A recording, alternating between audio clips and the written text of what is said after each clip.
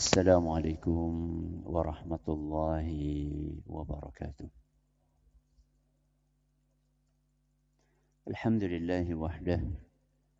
Wassalatu wassalamu ala man la nabiyya ba'dah. Wa ala alihi wa sahbihi wa man ittaba'a hudah.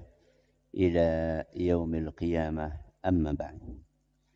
Alhamdulillah, pada kesempatan pagi yang berbahagia kali ini kembali kita mengkaji kitab Thamratul Ilmil Amal yang ditulis oleh Syekh Profesor Dr.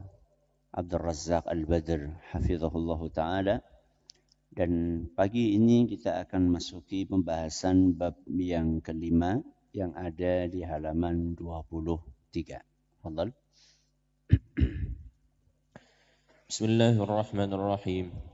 Alhamdulillah wassalatu wassalamu ala Rasulillah wa ala alihi wa sahbihi ajma'in. Qala al-musannif hafizallahu ta'ala al-amru al-khamis musara'atu as-salafi radhiyallahu anhum lil'amali bil 'ilm. Baik. Bab yang kelima, musara'atu as-salafi lil'amali bil 'ilmi. Semangat salaf dalam mengamalkan ilmu. Semangat salaf dalam mengamalkan ilmu. Sebelum kita bahas tentang kandungan dari bab ini, kita akan belajar bagaimana cara ulama kita menulis. Kalau kita perhatikan dari bab pertama, kedua, ketiga, keempat, itu lebih dominan untuk menyebutkan dalil dari Al-Quran dan Sunnah. Al-Quran, Sunnah. Al-Quran, Sunnah. Baru di bab kelima beliau membawakan asar. Membawakan asar. Praktek atau ucapan salaf. Begitulah seharusnya ketika kita menyampaikan ilmu. Jadi praktek ulama salaf itu dijadikan atau disebutkan setelah dalil Al-Quran atau hadis Nabi SAW. Karena ada sebagian orang ketika menyampaikan sebuah materi, dalilnya tidak disebutkan, Qurannya, hadisnya nggak disebutkan, tahu-tahu langsung praktek salaf. Nah, yang lebih parah lagi, praktek guru saya. Jadi cuma menyebutkan apa? Oh, guru saya kayak gini. Pernah melakukan ini, pernah melakukan itu. Nah, yang lebih ngeri lagi, saya melakukan ini dan itu. Saya, ente siapa? Nah, jadi ketika kita menyampaikan sebuah ilmu, landasannya harus apa? Harus kokoh. Nah, landasan yang kokoh itu adalah Al-Quran, terus apa? Sunnah Rasul Sallallahu Alaihi Wasallam. Kalau ada ijma, bagus. Baru kemudian kita bawakan perkataan salaf. Jadi perkataan salaf, athar dari salaf, praktek dari salaf, itu adalah mendukung sifatnya. Sifatnya adalah pendukung dari dalil. Jadi bukan dijadikan sebagai dalil utama. Ketika orang tidak memahami ini, terjadilah kekeliruan di dalam praktek beragama. Contoh,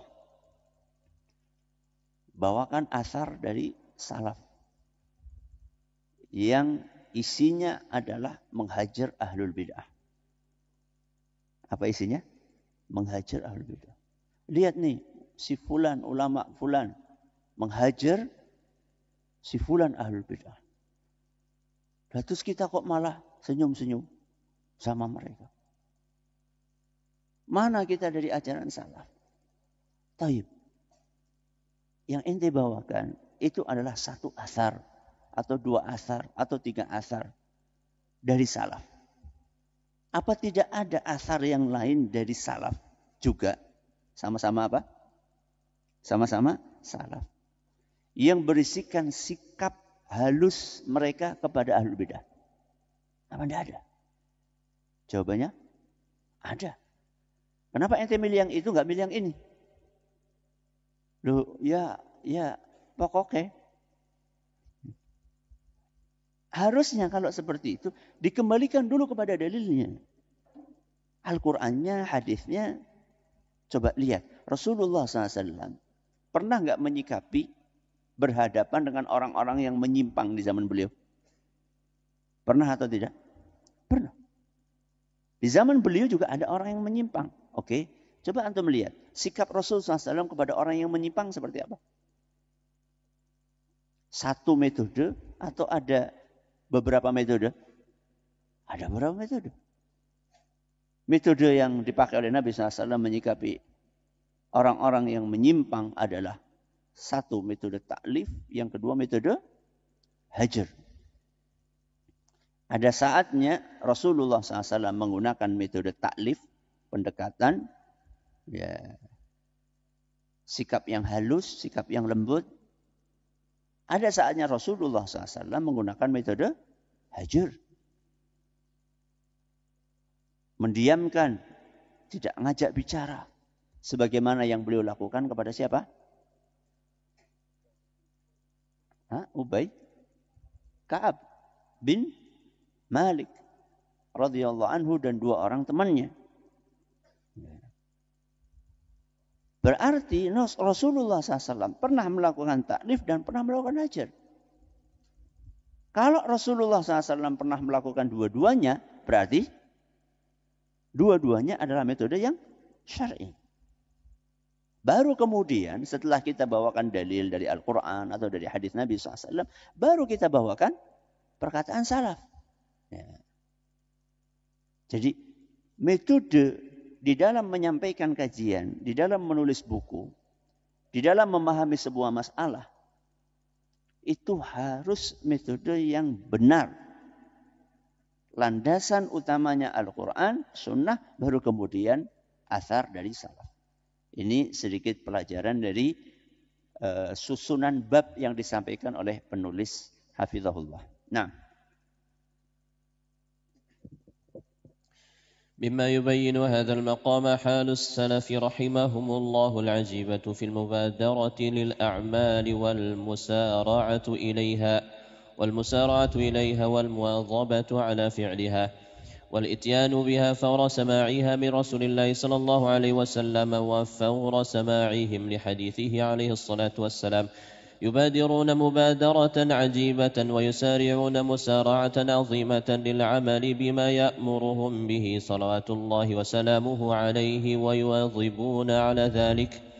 وفي هذا المعنى ينقل عنهم نقول كثيرة جدا تدل على شدة عنايتهم وعظيم رعايتهم لهذا الأمر. ومن ذلك ما جاء في الصحيحين وغيرهما من حديث علي رضي الله عنه في قصة فاطمة بنت النبي صلى الله عليه وسلم عندما جاءت النبي صلى الله عليه وسلم تطلب خادمة فقال لها عليه الصلاة والسلام أولا أدلك على ما هو خير لك من خادم إذا أويت إلى الفراش تسبحين الله 33 وتحمدينه 33 وتكبرينه 33. قال علي رضي الله عنه فما تركتها منذ سمعتها من رسول الله صلى الله عليه وسلم. فاختار أحد الحاضرين ليلة عصيبة قد يذهل في مثلها الإنسان قال ولا ليلة صفين وهي الليلة التي دارت فيها الحرب المعروفة والمعركة المشهورة قال ولا ليلة صفين. Nah, beliau membawakan contoh-contoh bagaimana para salaf itu mereka bersegera yusari'una dan yuwadhibuna, bersegera untuk menjalankan sebuah dalil. Setelah itu merutinkan untuk mengamalkan dalil tersebut. Jadi ada 2 poin. Yang pertama apa? Bersegera, tidak menunda. Terus yang kedua, merutinkan. Yusari'un sama apa? Yuwadzibun. Jadi ciri khasnya para salaf itu adalah ketika mereka mendengarkan ayat atau mendengarkan hadis, maka mereka segera melakukan ayat tersebut. Setelah dilakukan, dirutinkan. Dan contohnya banyak. Penulis di sini hanya membawakan beberapa contoh saja. Karena keterbatasan kitab. Yang pertama adalah kisahnya Ali bin Abi Thalib beserta Fatimah radhiyallahu anhuma. Ketika Fatimah mengeluhkan tentang beratnya pekerjaan di rumah.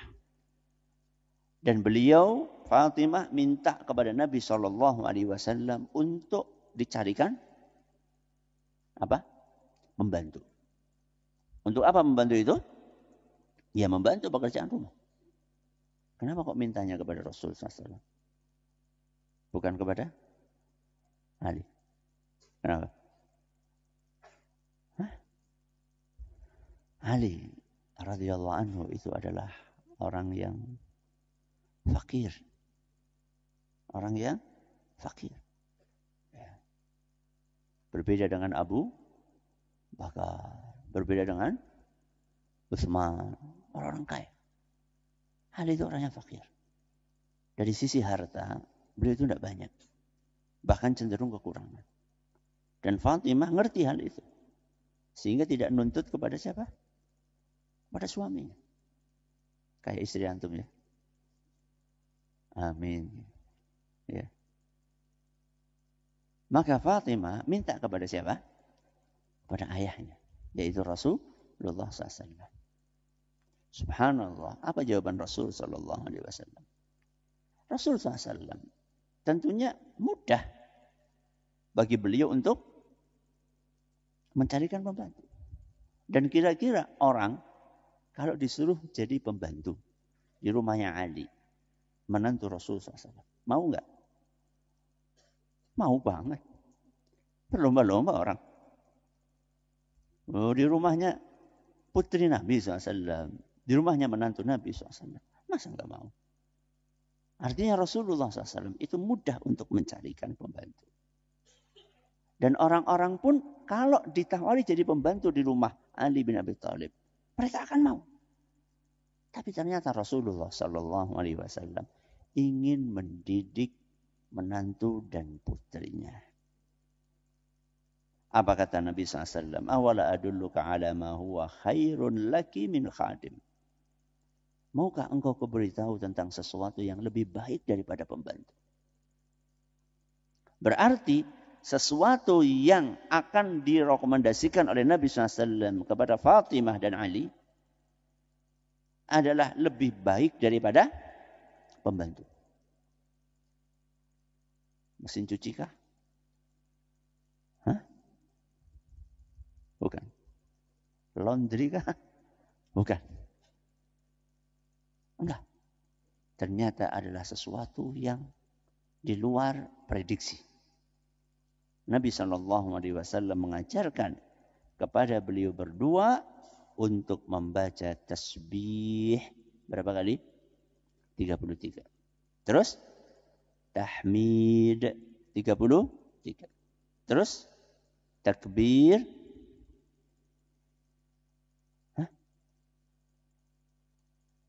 34 seingat Anda. Di sini ditulisnya berapa? 33. Ini perlu dicek. Seingat Anda bukan 33 takbirnya, tapi berapa? 34. Yang itu membedakan dengan zikir habis salat. Nanti kita cek lagi insyaAllah. Diingatkan nanti ya, sesi berikutnya. Jadi tasbih berapa? 33. Terus tahmid 33. Terus takbir 34. Supaya lengkap 100. Supaya lengkap 100. Itu yang diajarkan. Berarti kalau itu diamalkan, seseorang tidak lagi memerlukan pembantu. Kenapa?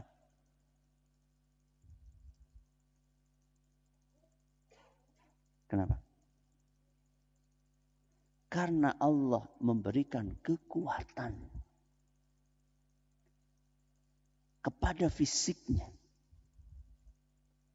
dan keberkahan kepada waktunya, sehingga dia mampu untuk menjalankan pekerjaan-pekerjaan yang biasa dilakukan oleh pembantu. Berarti ini obat kuat. Ternyata obat kuat nggak cuma madu. Wah, saingan penjual herbal ini. Ya. Jadi kalau pengen kuat, salah satunya adalah mengamalkan zikir ini. Karena zikir ini direkomendasikan oleh Nabi SAW kepada orang yang sangat beliau cintai. Dan tidak mungkin Rasulullah SAW memberikan resep asal-asalan kepada umatnya, apalagi kepada putrinya. Tidak mungkin. Bukan hanya diberikan kekuatan secara fisik, tapi juga akan diberikan keberkahan. Maka siapapun yang merasa pekerjaan di rumah itu banyak banget sampai enggak tersentuh, sebagian atau semuanya? Kadang semuanya enggak tersentuh. Saking bingungnya, ini belum selesai, itu belum selesai, yang ini belum selesai. Akhirnya turu bae.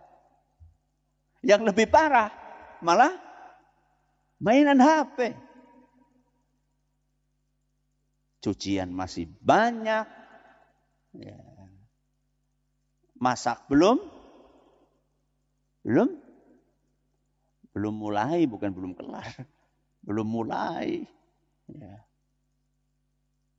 Cucian baju, cucian piring, numpuk di mana-mana. Belum juga disapu, belum juga dipel. Kasur belum dirapiin. Ya. Anak belum dimandiin. Baju bersih numpuk belum disetrika. Banyak banget nih. Kok masih sempat-sempatnya live TikTok. La haula wala quwata illa billah. Bisa jadi itu tandanya waktu tidak diberkahi. Maka amalkan wirid yang diajarkan oleh Rasul SAW tadi. Ya. Nah, syahidnya di sini adalah apa? Perkataan Ali bin Abi Thalib. Fama taraktuha mundu sami'tuha min Rasulillah SAW. Semenjak saya diajari itu, padahal itu aslinya tertuju kepada siapa? Fatimah. Tapi Ali ikut mendengar. Semenjak saya diajari itu, maka aku tidak pernah meninggalkan wirid tersebut. Ana tanya sama antum. Di antara antum pernah enggak atau sudah mendengar hadis ini sebelum pagi ini atau tidak? Sudah atau belum? Banyak mungkin yang sudah dengar. Pertanyaannya, tadi malam baca enggak? Takut riak lagi. Nah. Itu perbedaan, salah satu perbedaan kita dengan Ali bin Abi Thalib. Jadi kita itu dapat ilmu cuma dijadikan wawasan. Cuma dijadikan pengetahuan. Tidak segera untuk diamalkan. Kita ini banyak banget doa-doa yang sudah kita hafal. Doa keluar rumah. Sudah hafal. Doa masuk masjid, doa keluar masjid, doa masuk kamar mandi, doa keluar kamar mandi.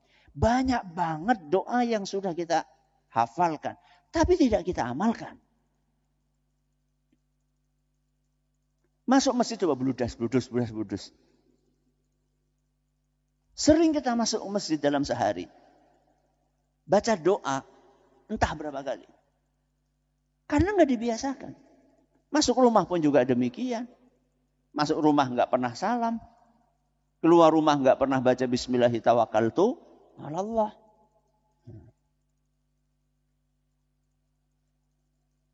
Ali bin Abi Thalib ketika menyampaikan hadis ini kan ditanya sama orang yang dengar, ahadul hadirin. Maka penasaran yang dengar ini. Apakah betul-betul Ali menjalankan secara konsisten dalam segala kondisi? Maka salah satu yang hadir saat itu bertanya kepada beliau, wala lailatas siffin? Apakah ketika malam perang Siffin? Apa? Malam perang Siffin. Sebuah perang yang ma'ruf. Ya, yang terkenal. Tercatat sejarahnya. Yaitu dalam kondisi yang berat. Dalam kondisi yang banyak pikiran. Apakah di malam perang Siffin engkau pun membaca? Jawabannya apa? Wala lailatas siffin. Malam Lailatul Siffin pun, malam perang Siffin pun aku baca. Kalau dalam kondisi yang semendesak itu aja dibaca, apalagi di hari-hari biasa. Tadi malam itu hari biasa atau hari mendesak?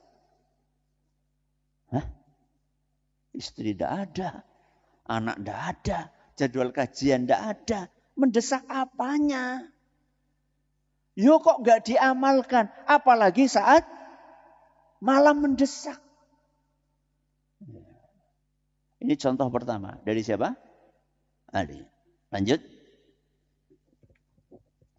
وعن داود بن أبي هند عن النعمان بن سالم عن عمرو بن أوس قال حدثني عن بسة بن أبي سفيان في مرضه الذي مات فيه بحديث يتسار إليه قال سمعت أم حبيبة تقول سمعت رسول الله صلى الله عليه وسلم يقول من صلى 12 ركعة في يوم وليلة بني له بهن بيت في الجنة قالت أم حبيبة فما تركتهن منذ سمعتهن من رسول الله صلى الله عليه وسلم وقال عن بسة فما تركتهن منذ سمعتهن من أم حبيبة وقال عمرو بن أوس ما تركتهن منذ سمعتهن من عنبسة وقال النعمان بن سالم ما تركتهن منذ سمعتهن من عمرو بن أنبسة من عمرو بن أوس رواه مسلم فهذه همة عالية جدا في المسارعة والمواظبة معا في المسارعة إلى العمل والمبادرة إلى القيام به والمواظبة عليه. Salat rawatib. Salat apa? Rawatib. Rata-rata kita tahu. Ya. 12 rakaat. 2 rakaat sebelum subuh. Terus? 4 rakaat sebelum zuhur. Terus 2 rakaat setelah zuhur. Terus 2 rakaat setelah maghrib. Terus 2 rakaat setelah isya. Kita semuanya sudah tahu itu. Ada nggak di antara kita yang habis zuhur langsung pergi? Ada. Kan Mbak Diahnya di rumah Ustaz. Masya Allah. Alhamdulillah.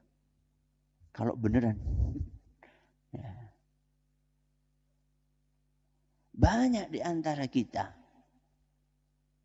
Kapan berangkatnya ketika zuhuran? Ketika qomat. Bagaimana mungkin bisa dapat 4 rakaat? Wong berangkatnya pas qomat. Makanya banyak ulama salaf mereka itu bahkan sebelum azan sudah berangkat. Salah satu urgensinya adalah supaya bisa mengamalkan rawatib. Ya kan bisa diamalkan di rumah Ustaz. Iya kalau diamalkan. Masalahnya diamalkan atau tidak? Apa ganjarannya? Man sallat 12 rak'atan fi yaumin wa lailatin buniya lahu bihinna baitun fil jannah. Siapa yang rutin mengamalkan 12 rakaat tersebut, maka akan dibangunkan untuknya rumah di surga. Berarti masuk surga atau tidak? Ya pasti, rumahnya di surga, masa tinggalnya di neraka sih gimana? Ya pasti masuk surga. Ya. Luar biasa. Mengamalkan 12 rakaat rutin, dibangunkan rumah di surga. Ini hadis sering kita dengar. Sudah lama kita belajar itu, mungkin saat kita di mutawassithah. Tapi apakah kita sudah konsisten mengamalkannya? Mari kita lihat bagaimana satu sanad. Semua yang mendengarkan hadis itu mengamalkan. Itulah rahasianya kenapa penulis membawakan sanad hadis ini secara lengkap. Karena ada pelajaran berharga di situ. An Dawud bin Abi Hind, Anin Nu'man ibn Salim, An-Nu'man. An-Nu'man mendapatkan hadis ini dari siapa? An Amr ibn Abi Aus, Amr. Amr dapat dari siapa? Qala haddatsani Ambasah, dari Ambasah. Ambasah dari siapa?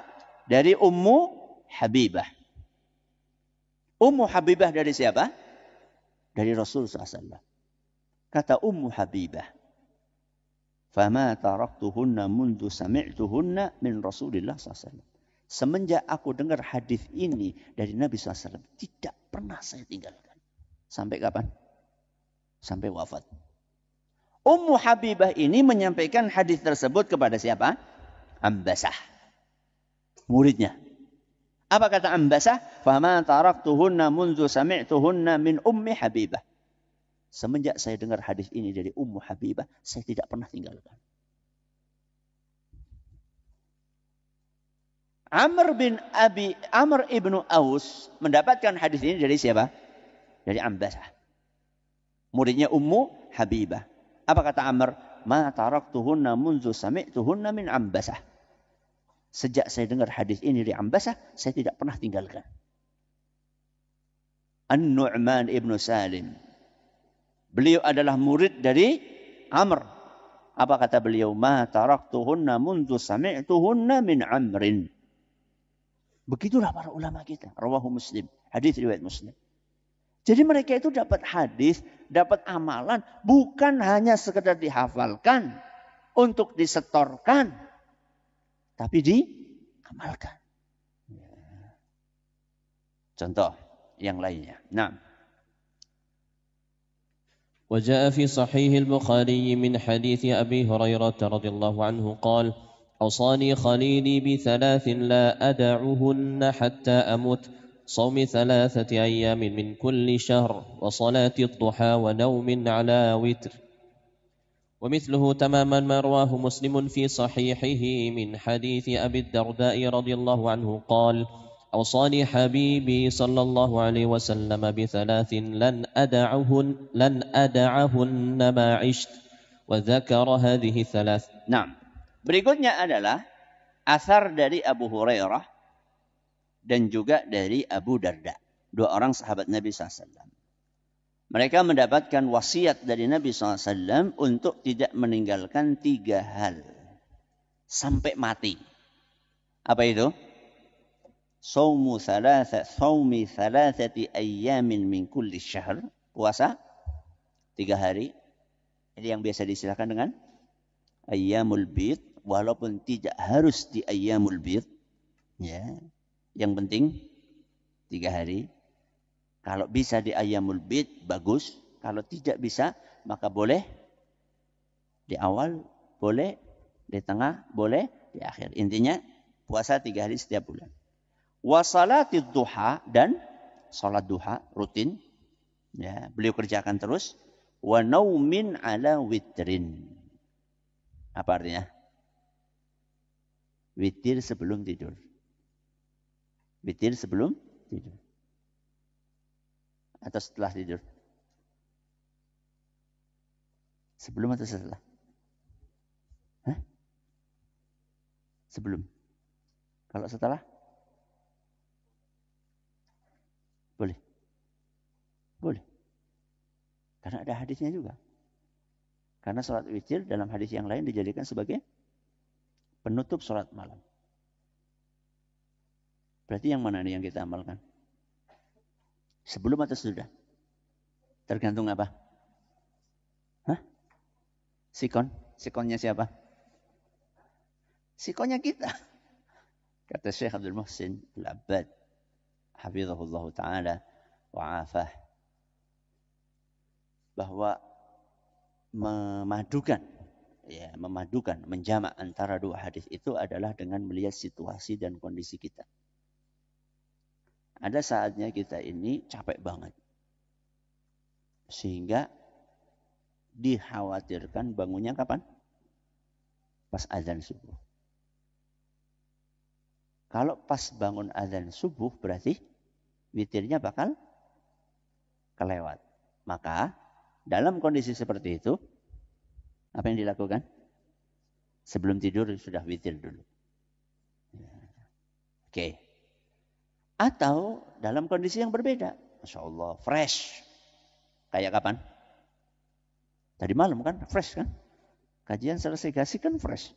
Ya. Kayaknya besok nih bangun jam 3 nih kayaknya. Masya Allah. Pada bangun jam berapa tadi? Ya, kayaknya bangun nih jam 3 nih. Alhamdulillah. Ya sudah. Berarti witirnya kapan? Setelah tidur. Berarti tergantung kondisi. Wa naumin ala witrin. 3 wasiat ini kata Nabi SAW disampaikan kepada siapa? Abu Hurairah. Dan bedanya Abu Hurairah dengan kita adalah begitu dengar itu sampai mati enggak pernah ditinggalkan. Dan itu pula yang dilakukan oleh siapa? Abu Darda. Coba sekarang kita lihat. Banyak di antara kita amalan-amalan yang itu kan cuma sunnah tok. Yang sunnah enggak dikerjain, yang wajib-wajib juga banyak yang ditinggalin. Nah terus yang mana yang mau diperhatikan? Katanya ahlus sunnah. Yang sunnah-sunnah enggak dikerjain. Ya. Lanjut.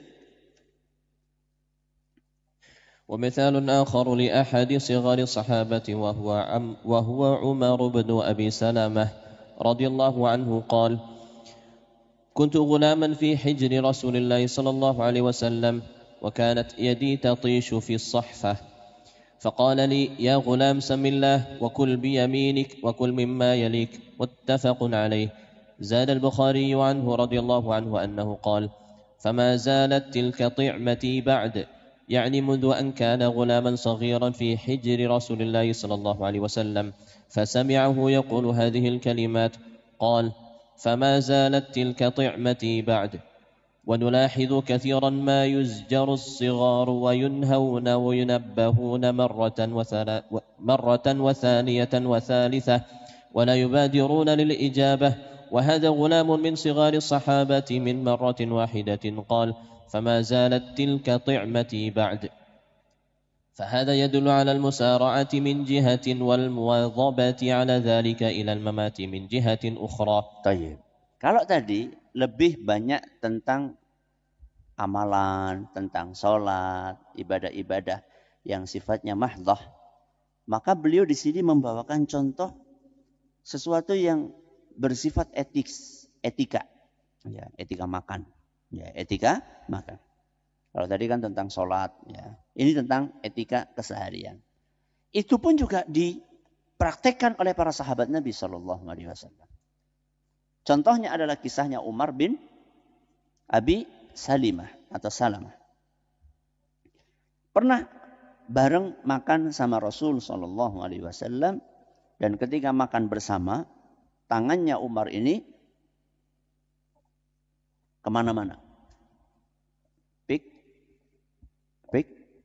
Piknik. Jatahnya tanggane dicukut. Makan bareng-bareng kan biasanya udah dikasih. Kalau misalnya lauknya ayam ya sudah. Nah ini ayamnya tangganya di serobot. Alias tangannya kemana-mana gitu ketika makan. Itu adalah hal yang tidak terpuji. Maka sama Rasulullah sallallahu alaihi wasallam pun dinasihati. Ya gulam, sammillah. Bacalah bismillah. Wa kul biyaminika. Makanlah dengan tangan kanan. Berapa ini? 2. Yang ketiga, wa kul mimma yalika. Dan makanlah makanan yang terdekat. Oke. Berapa pesan? 3. Dari pesan 3 ini, yang terkait dengan kekeliruan yang dilakukan oleh Umar yang mana? Yang mana? Yang ketiga. Kenapa enggak langsung disebutin yang ketiga aja?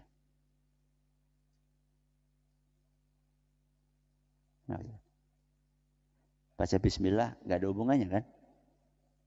Terus apa lagi tadi? Pakai tangan kanan juga enggak ada hubungannya. Maksudnya dia tidak melakukan pelanggaran dalam hal itu. Yang dia lakukan adalah tangannya kemana-mana. Dan justru malah pelanggaran itu disebutkan yang ketiga, yang terakhir. Kenapa? Jaga apa? Perasaan. Perasaannya siapa? Perasaannya Umar. Ini salah satu tips menyampaikan nasihat. Bahwa nasihat itu tidak harus to the point. Bisa nasihat itu disampaikan lewat atau melalui prolog. Melalui prolog. Sebagaimana Rasulullah SAW menasihati seorang pemuda yang pengen berzina. Kan tidak langsung. Nabi SAW enggak boleh, haram. Tapi beliau kasih ilustrasi bagaimana kalau ibumu dizinai, bagaimana kalau bibimu dizinai, bagaimana kalau putrimu, bagaimana kalau kakakmu. Panjang gitu. Ini adalah salah satu metode di dalam menasihati yang banyak di antara kita malas untuk melakukannya. Kenapa? Suwen. Apa? Kesuwen. Ya.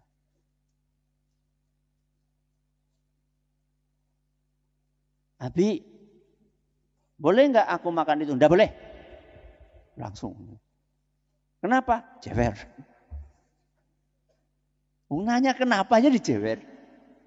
Dan itu bukan cuma kepada anak, termasuk kepada santri.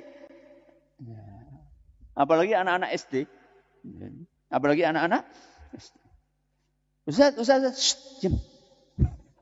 La haula wala quwwata illa billah.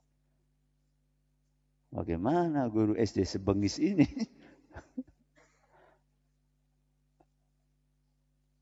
Yang halus sama anak-anak. Emang apa Ustaz efeknya? Lihat efeknya. Apa yang dikatakan oleh Umar bin Abi Salamah? Fama zalat tilka ti'mati ba'di. Atau ba'du. Semenjak saya mendapatkan teguran dari Rasulullah SAW, saya praktekkan adab itu sampai mati. Padahal saat itu umurnya baru berapa? Mungkin baru SD gitu, 6 tahun, 7 tahun, 5 tahun. Sekali ditegur, langsung dipraktekkan sampai mati. Kayak anak antum ya? Iya. Coba, ada nggak di antara anak kita yang ditegur sekali? Sekali dok. Setelah itu dia amalkan teguran itu sampai mati. Ada? Kita juga nggak kayak gitu kok. Anak-anak kita itu, kita tegur sekali, 2 kali, 3 kali, bahkan sampai jadi wis pimpiran jajal aku ngomong.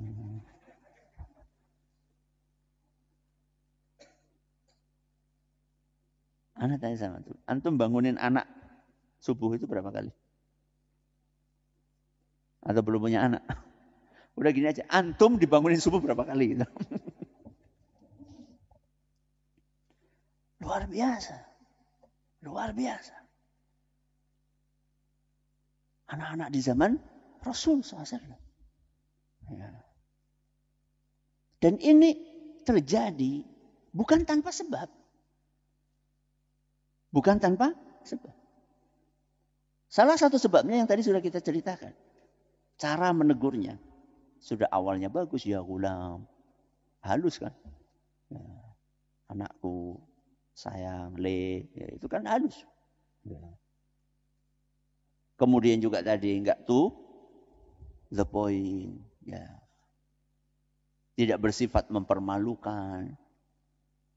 Nah, yang lebih penting dari itu adalah yang negur ini mempraktekkan. Yang negur ini mempraktekkan adab-adab yang dia ajarkan. Nah, masalahnya adalah tidak sedikit di antara guru, di antara orang tua yang menegur muridnya dan dia melanggar apa yang dia sampaikan.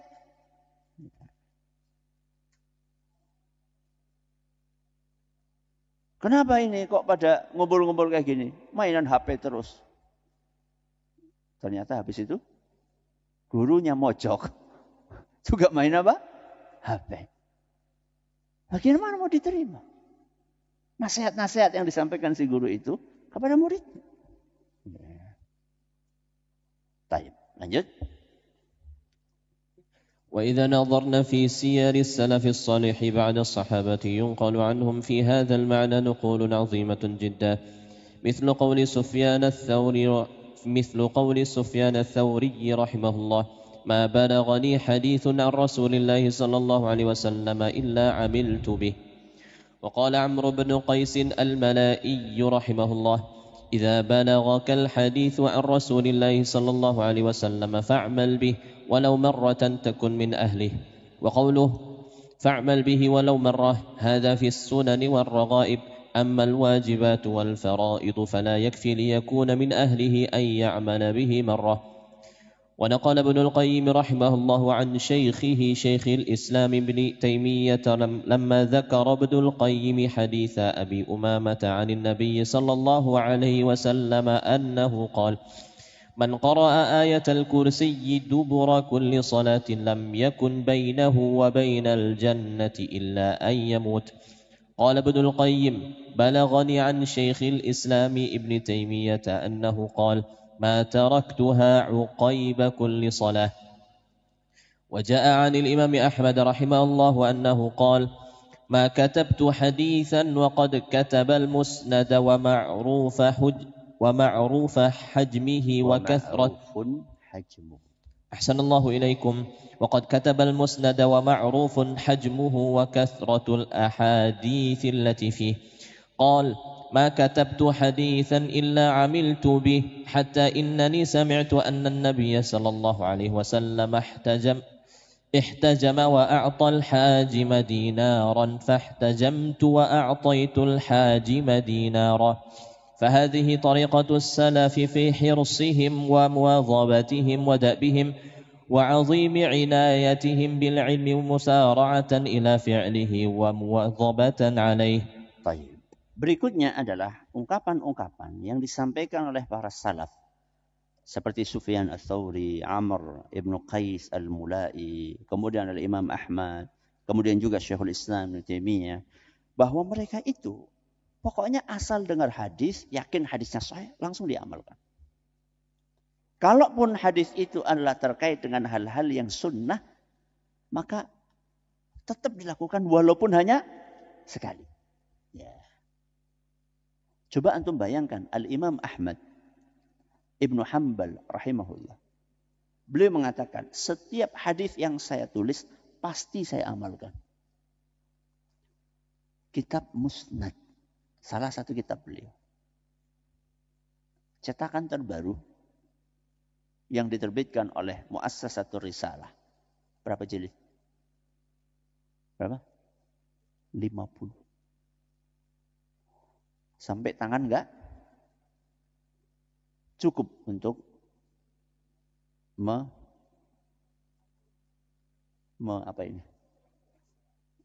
mengukur. Kata Imam As-Suyuti, jumlah hadis musnad itu adalah 40.000. Berapa? 40.000.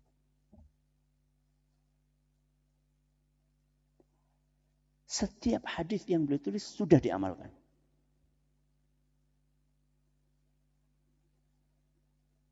Hadis yang kita hafal apa? Arba'in. 40. Tanpa ribu.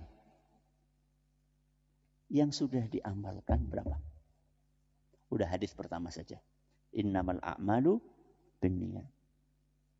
Tentang ikhlas. Sudah diamalkan. Sholatnya udah ikhlas belum? Baca Qur'annya udah ikhlas belum? Ngisi kajiannya udah ikhlas belum? Birrul walidaynya udah ikhlas belum? Hadis pertama. Hadis berikutnya, buniyal islamu ala khamsin. Syahadatu an la ilaha illallah wa iqamus shalah. Iqamus shalah. Menegakkan salat. Sudah ditegakkan salat. Rukunnya, wajibnya, khusyuknya. Dari situ kita bisa tahu seperti apa kualitas kita.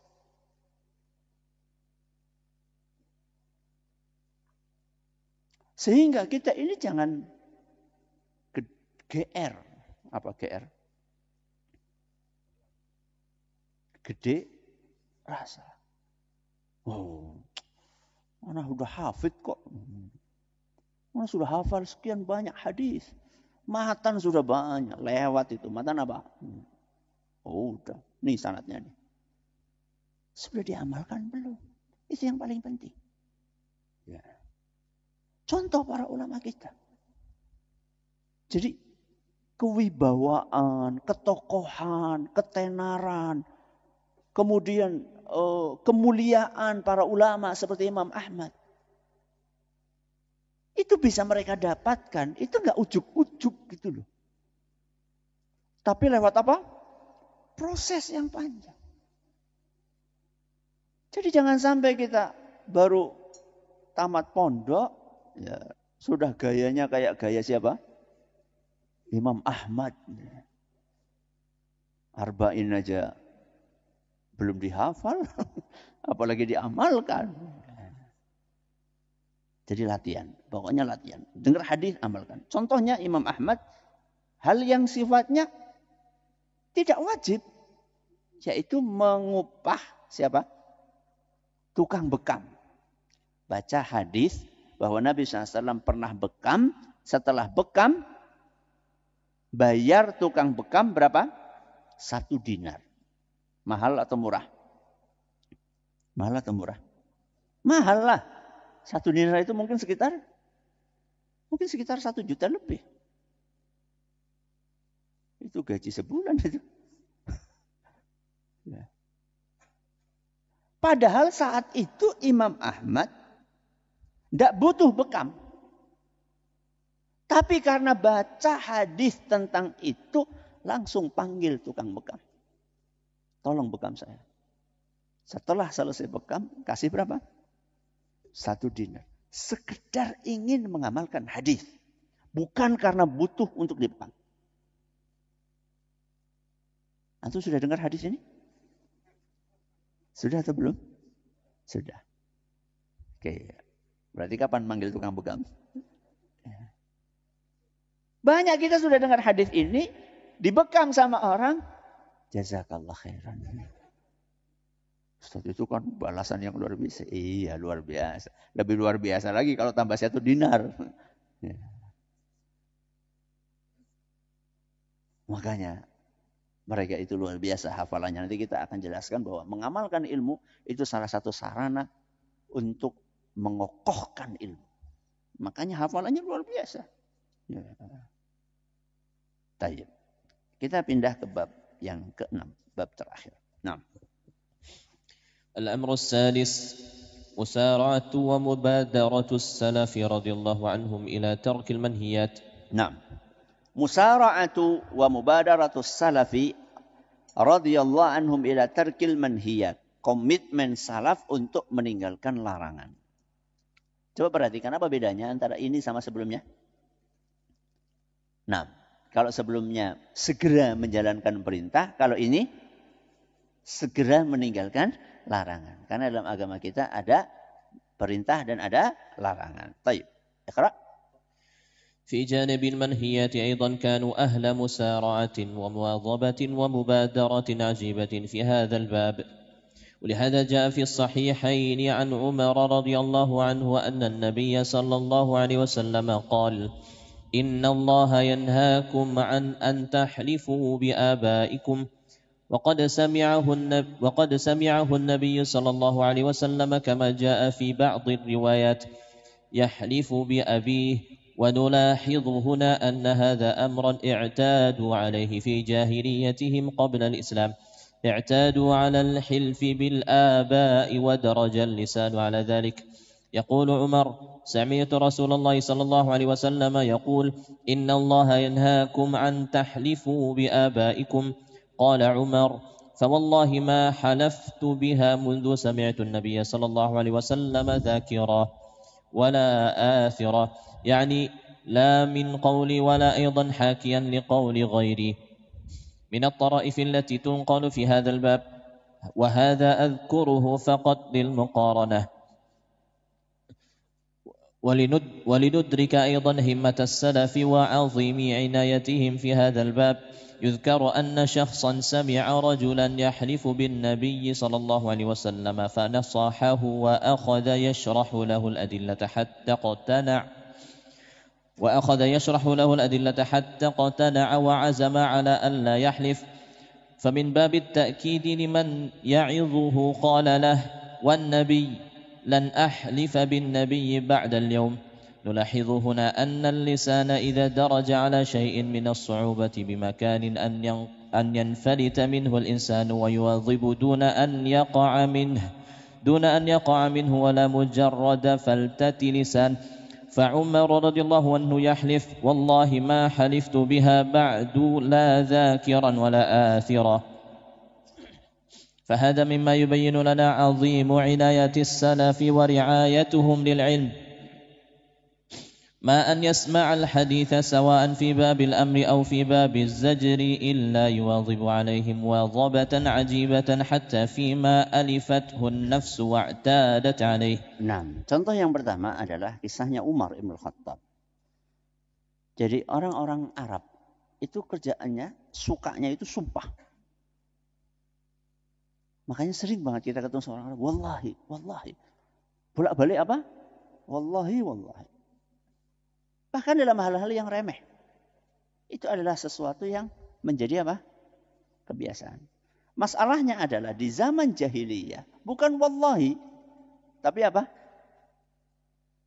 Tapi nama orang tua. Kalau misalnya Umar, bapaknya berarti siapa? Khattab. Berarti apa?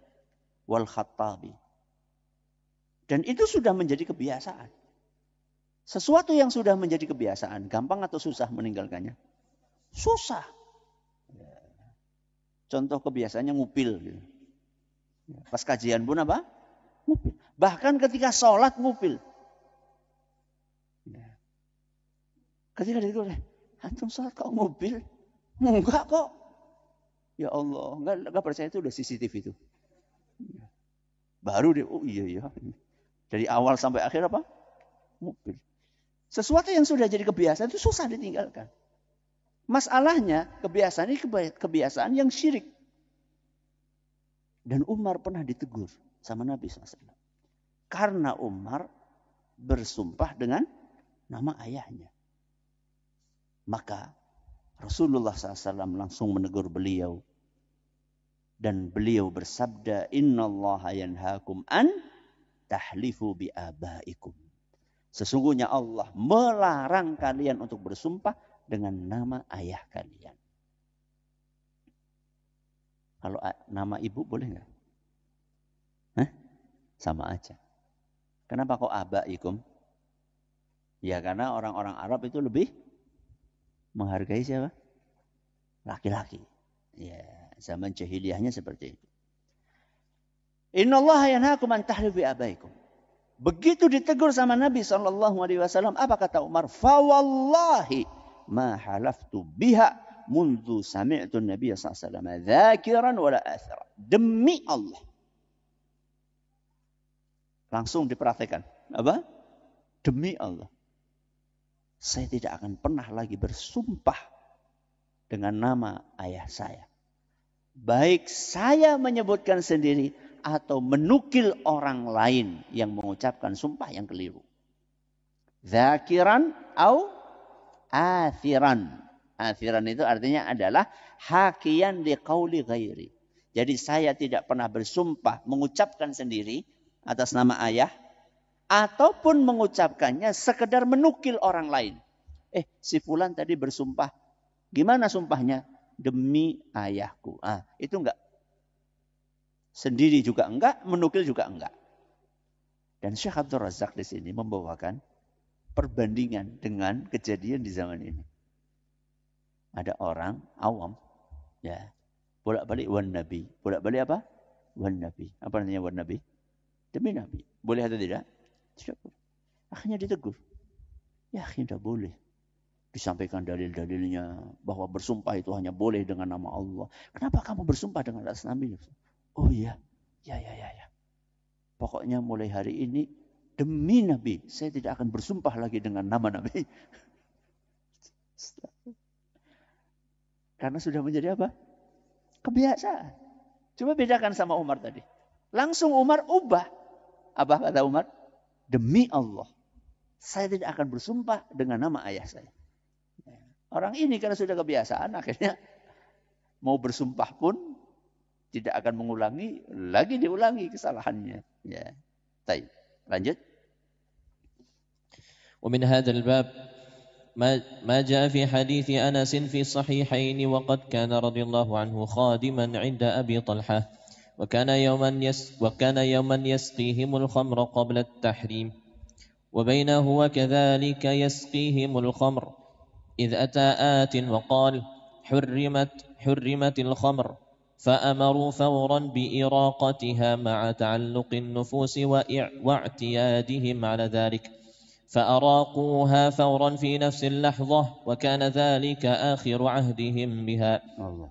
Dalam Sahihain Bukhari dan Muslim, Anas cerita pernah jadi pembantunya siapa? Abu Talhah.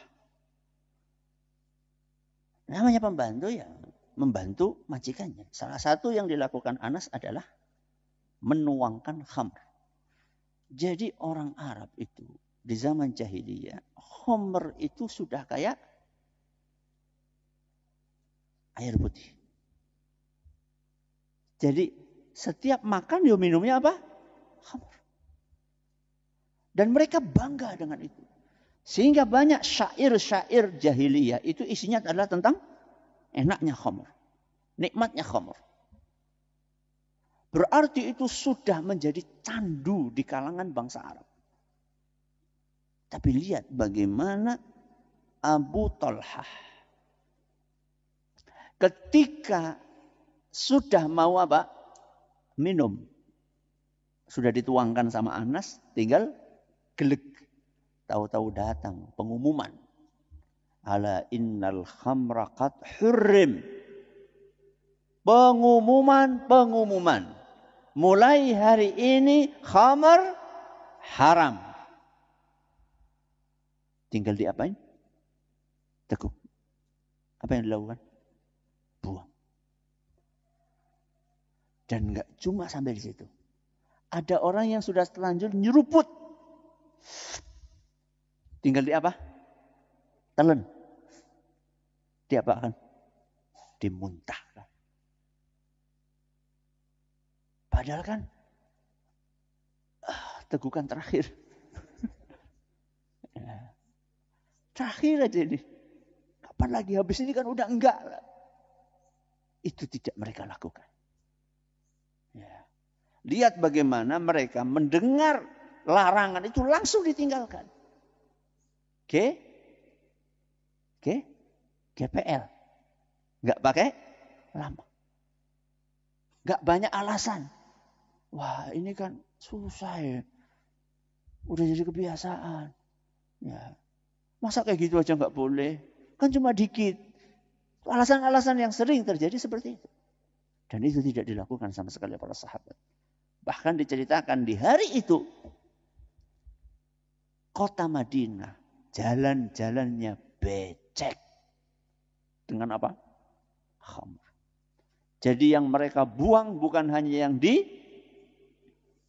cawan, bukan hanya yang di mulut, termasuk gentong-gentong. Bayangkan itu. Jadi mereka itu saking maniaknya khamr itu sampai nyimpen khamr bergentong-gentong. Gentong itu apa hari ini? Dream. Dream isinya apa? Khamr. Itu semuanya sama mereka ditumpahkan di jalan-jalan. Dan becek dengan khamr. Hari itu langsung. Ya, Allahu Akbar. Gak ada yang kemudian nyimpen buat kenang-kenangan gitu. Ya, karena nanti akan tergoda. Akan tergoda. Baik. Lanjut. Terakhir. كذلك ما جاء في صحيح مسلم عن ابن عباس رضي الله عنهما أن رسول الله صلى الله عليه وسلم رأى خاتما من ذهب في يد رجل فنزعه فطرحه وقال يعمد أحدكم إلى جمرة من نار فيجعلها في يده فقيل للرجل بعدما ذهب رسول الله صلى الله عليه وسلم خذ خاتمك انتفع به يعني تبيعه تركته لأهلك هذه وجوه مباحة أحسن الله إليكم هذه وجوه مباحة قال لا والله لا آخذه أبدا وقد طرحه رسول الله صلى الله عليه وسلم زهدت نفسه في هذا المباح من شدة العناية والالتزام بما جاء عن النبي صلى الله عليه وسلم. Nah, jadi ini kisah terakhir dalam Sahih Muslim. Dituturkan oleh Ibnu Abbas radhiyallahu anhuma bahwa Nabi SAW pernah ngelihat ada seorang sahabatnya memakai apa? Cincin dari emas. Padahal laki-laki. Ya, padahal laki-laki. Maka langsung oleh Nabi SAW diapain? Dicabut. Kemudian diapain? Dicampakkan. Nah. Dan ini sangat wajar ketika dilakukan oleh Rasulullah SAW kepada sahabatnya. Kenapa? Karena saking tingginya kedudukan Rasul di mata para sahabat. Dan ini bisa dilakukan kalau kondisi kita, kira-kira kedudukan kita itu sangat dihargai oleh orang yang sedang kita tegur. Bisa. Ya. Misal, kiai kepada siapa? Santrinya. Bisa. Atau ayah kepada anaknya bisa. Tapi antum ketemu preman di jalan. Dia pakai cincin emas. Antum cabut. Haram. Antum pulang tinggal sandal. Jadi lihat konteksnya. Lihat apanya? Konteksnya. Nabi SAW ketika mencabut, kasih keterangan. Ini yang tadi Ana sampaikan. Jadi ketika kita melarang sesuatu, kasih penjelasan. Jangan cuma tidak boleh. Pokoknya. Jangan cuma seperti itu. Apalagi anak-anak kita hari ini, mereka adalah anak-anak yang apa? Kritis. Bedakan itu. Anak kita hari ini, Gen Z atau Gen Alpha, ya setelah Gen Z, itulah anak-anak yang kritis. Sukanya nanya. Ya. Kenapa kita dulu nggak kayak gitu? Kita gen apa? Gen Bu. Ya. Kenapa kita dulu nggak kayak gitu? Bisa jadi karena informasi yang masuk ke telinga kita itu tidak sebanyak hari ini. Kalau hari ini itu informasinya banyak banget. Sehingga terbiasa untuk why? Kenapa? Gitu. Nanya. Nah itu tugas kita menjelaskan. Supaya apa? Supaya dia ngerti. Supaya dia puas. Kenapa saya harus lakukan? Kenapa saya harus tinggalkan? Nabi SAW bukan menghadapi Gen Z. Ya. Sahabat yang nurut banget sama Nabi SAW. Itu pun dijelaskan sama beliau alasannya. Apa kata Nabi SAW? Ya'midu ahadukum ila jamratin min narin fayaj'aluha fi yadih. Kok bisa-bisanya ada seorang di antara kalian mengambil api neraka dan dipasang di jarinya. Alias ini kalau terus engkau pakai, itu sama saja engkau memakai api neraka. Alias akan memasukkanmu ke neraka. Karena ini hukumnya haram bagi laki-laki. Begitu mendapatkan teguran dari Nabi SAW itu, maka sahabat itu tidak protes, tidak pakai marah-marah, enggak, langsung. Dan subhanallah, ada seorang sahabat yang hadir saat itu berkata kepada si mantan pemakai cincin emas tadi, kenapa kamu enggak ambil? Kan bisa kamu manfaatkan. Buat apa? Dijual. Boleh enggak laki-laki jualan emas? Boleh. Atau buat dipakaikan buat istrinya? Boleh. Apa respon dari sahabat tersebut? La wallahi. La akhuduhu abadan wa qad tarahahu Rasulullah SAW. Tidak, demi Allah. Saya tidak akan ambil selama-lamanya sesuatu yang sudah dicampakkan oleh Rasulullah SAW. Padahal boleh. Tidak haram. Tapi begitulah mereka mengagungkan ajaran agama. Perintah dan larangan yang disampaikan oleh Rasulullah SAW. Dan ini yang kurang dari diri kita. Semoga ketika kita membaca asar-asar seperti itu, kita akan tergugah untuk menghargai dan menghormati perintah serta larangan agama. Mudah-mudahan apa yang kita pelajari bermanfaat bagi kita semuanya. Wassallallahu ala nabiyyina Muhammadin wa ala alihi wa sahbihi wa sallam. Wa akhir da'wana anil hamdulillahi rabbil alamin. Subhanakallahumma bihamdik. Asyhadu an la ilaha illa anta. Astaghfiruka wa atubu ilaik. Assalamualaikum warahmatullahi wabarakatuh. Waalaikumsalam.